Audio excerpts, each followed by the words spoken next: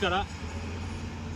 ನಿಜವಾಗ್ಲೂ ಕೂಡ ಮುಳುಬಾಗಿಲು ಹೆದ್ದಾರಿ 75ರಲ್ಲಿ ಏನು ನಮ್ಮ ಹೊಸ ಕೋರ್ಟು ಹಿಂಭಾಗ ಹಾಗೂ ನರಸಿಂಹ ತೀರ್ಥದ ಒಂದು ಹೊಸ ಮಾರ್ಗ ಏನು ರಸ್ತೆ ಕಾಮಗಾರಿ ನಡೀತಿದೆ.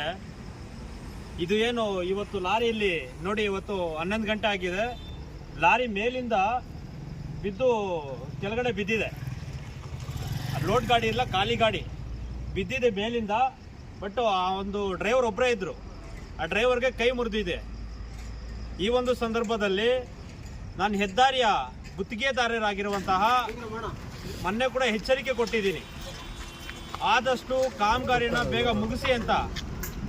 2-3 ವರ್ಷಗಳಿಂದ ಈ ಕೆಲಸ ಎಷ್ಟು ನಿಧಾನಕ್ಕೆ ಮಾಡ್ತಾ ಇದ್ದಾರೆ ಅಂದ್ರೆ ಅಷ್ಟೊಂದು ಏನು ನಿಧಾನಕ್ಕೆ ಮಾಡ್ತಿದ್ದಾರೆ.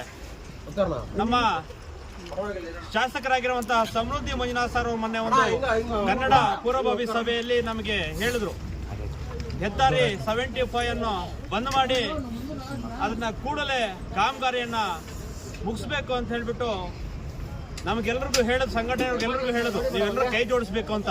ಆದ್ರೆ ನಮ್ಮ ಶಾಸಕರು ಒಂದು ಕಿವಿ ಹೇಳಿ ಒಂದು ಕಿವಿ ಬಿಟ್ಟಿದ್ದಾರೆ. ಯಾಕೆ ಅಂದ್ರೆ ಹೇಳ್ತೀನಿ ಅಂದ್ರೆ, ದಯವಿಟ್ಟು ಸರ್ ಒಳ್ಳೆ ಕೆಲಸಗಳು ತಾವು ಮಾಡ್ತಾ ಇರೋಣ, ಇಲ್ಲ ಅಂದಿಲ್ಲ.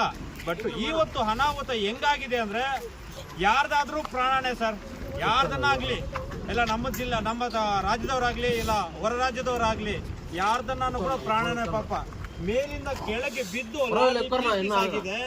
ಅದರ ಜೊತೆಗೆ ಆತನಿಗೆ ಒಂದು ಕೈ ಇಲ್ಲ, ಕೈ ಮುರಿದೋಗಿದೆ. ಅದನ್ನ ಫೋಟೋ ಸಮೇತ ನಮ್ಮ ಹುಡುಗರು, ನಾನು ಮನೆ ಹತ್ರ ಇದ್ದೆ, ಆಚೆ ಇದ್ದೆ, ಮನೆಗೆ ಹೋಗೋಣ ಅಂದ್ಬಿಟ್ಟು ಮನೆಗೆ ಹೋಗ್ತಿರುವಾಗ ನನಗೆ ಫೋನ್ ಮಾಡಿದ್ರಣ, ಇದರಲ್ಲಿ ಲಾರಿ ಬಿದ್ದೋಗಿದೆ, ಇಲ್ಲೊಂದು ಕಾಮಗಾರಿ ನಡೀತಾ ಇದೆ 75ರಲ್ಲಿ ನರಸಿಂಹ ತೀರ್ಥ ಹತ್ರ ಲಾರಿ ಬಿದ್ದು